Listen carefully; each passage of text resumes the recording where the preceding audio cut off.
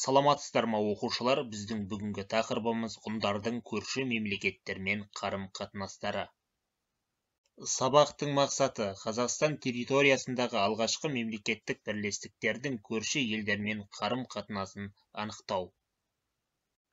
Оқушылар, біз өткен сабағымызда ғұн мемлекетінің біздің заманымыздан бұрынғы 209 жылы дунхуларды шайқаста жеңгенін, сондай-ақ біздің заманымыздан бұрынғы 203-202 жылдары делиндер мен қақастарды бағындырғанын, кейін 30 жыл ауыр соғыс жүргізіп, біздің заманымыздан бұрынғы 165 жылы Иушижи тайпасын бағындырғаны жайында сөз қозғаған болатынбыз. Ғұндардың Қытаймен қарым-қатынасы. Ғұндар Қытайдың хан әулетінің солтүстік шекарасына иелік еткен.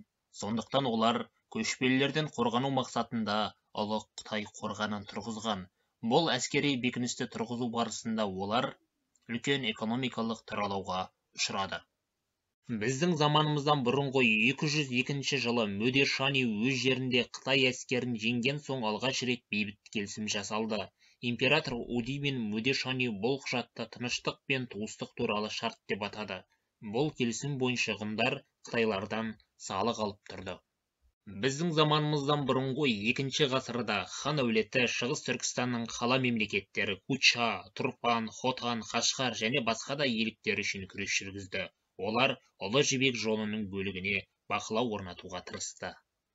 Хан мемлекетінің әскери үстіндердің қолдауымен Орта Азияға басып кірді. Соғыс біздің заманымыздан бұрынғы 90 жылға Яншан шайқасына дейін созылды. Осы шайқаста Қытайлар толық талқандалды және көп уақытқа дейін батыс өлкеге дәмеленуден бас тартты.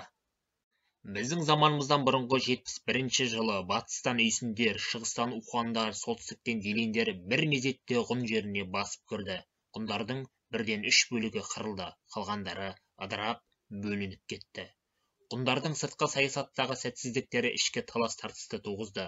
Соның салдарынан біздің заманымыздан бұрынғы 52 жылы ғұндар солтүстік және оңтүстік болып 2-ге бөлінді.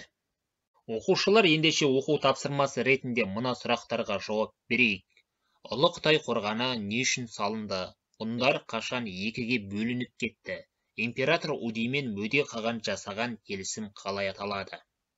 Сұрақтарға жауап бергеннен кейін кері байланыс жасауды ұмытпаймыз. Мен бүгінгі сабақта меңгердім, маған қиындық тудырды.